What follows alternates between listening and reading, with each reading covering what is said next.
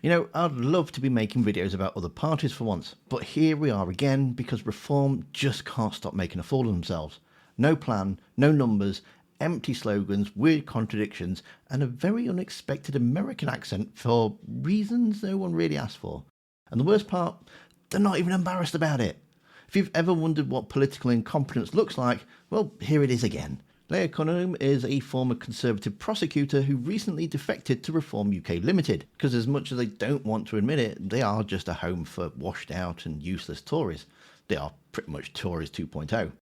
She is now one of the big spokespeople, and this week she sat down for a serious policy interview. The topic, crime. The result, complete mess. So Reform's big plan to cut crime in half boils down to hiring more police. Because the whole issue with crime is Zoom interviews. There are many measures. One is that we'd hire 30,000 extra police officers. But it's not only about hiring, it's hiring the right police officers, and it's instilling respect for police. I don't know if, I'm sure you know that, but they were conducting interviews online before and not in person. And I think you need interviews in person. That's when you really get to know someone, you look them in the eye. Good old-fashioned human instinct. And when pressed on what the right kind of officer means, she mumbles about instinct and then just sort of kind of free floats into the Sarah Everard case and whether Sarah Poachin wants a height requirement. The murder of Sarah Everard, you know, there were concerns before. He was caught flashing. You know, that should have been immediate dismissal, but it wasn't. Sarah Poachin has talked about, you know, perhaps reintroducing the height, like a minimum height requirement, for example. Is that the sort of thing that you would support?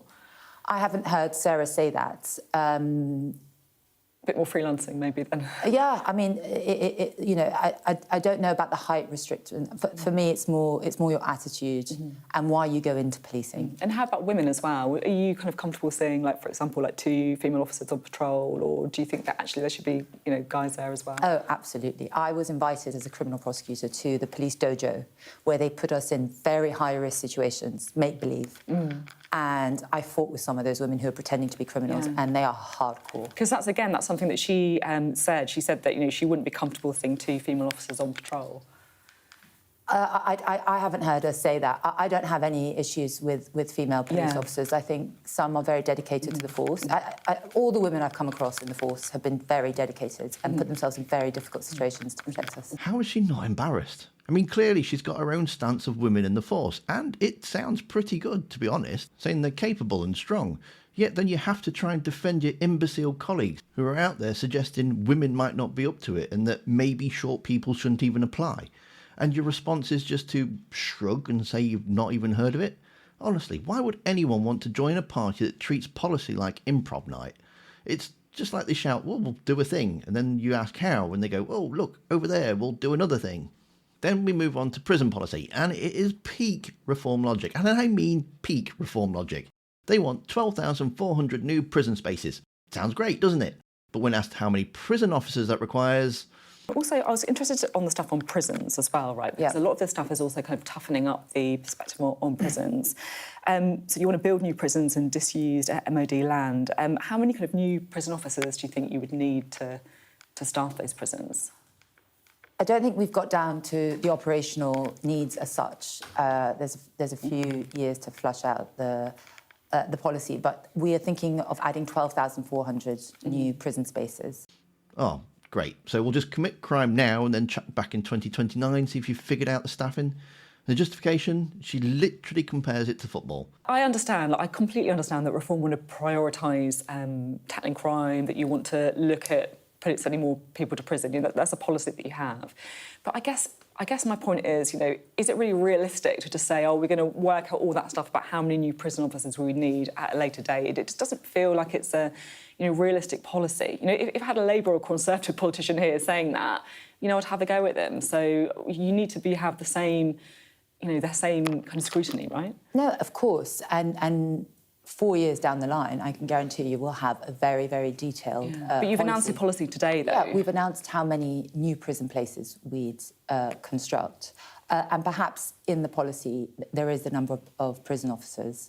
I don't know that offhand right now. Yeah, I couldn't see it in the briefing note. I guess, you know, there is a kind of question about how sort of serious this is as a policy. You got to first of all build the good team, right? And that's what we're building. And the good team would include more prisons and the right approach to crime. And then you decide who's going to take the free kick. But you don't decide until you're in front of that penalty shot. You don't decide before. And as the detail will come. Then we have funding, which is always a tricky one for reform.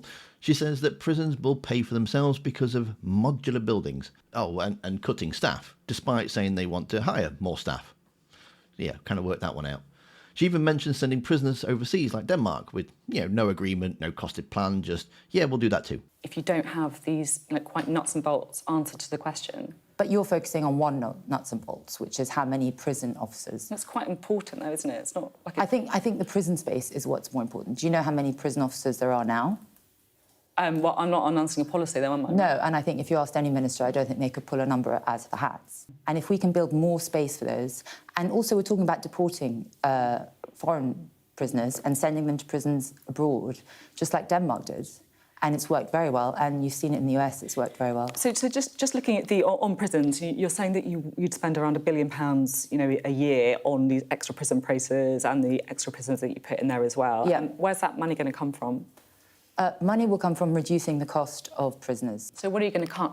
What are you going to cut then? You can cut staff. You can cut I thought you could managerial introduce staff. more prison officers, though, aren't you? Yeah, but when you have more prisons and they cover more prisoners, all those fixed costs are spread. As opposed to small prisons. And don't forget, we're going to send more abroad. So sending them abroad, we'd pay $25,000 per prison space as opposed to $52,000. And then we get this really surreal bit. She says American husband's friends are worried about how bad the UK has become. And I kid you not, she starts doing this weird American accent. On holiday, because my husband's American. And so many people are like, oh my God, we've heard about what's going on in London or in the UK. Are you guys okay? We are okay, though, right? I mean, I live in London, You're okay because maybe you come to work in a taxi. This wasn't a serious policy rollout. This is just them throwing shit at the wall and hoping to see what sticks.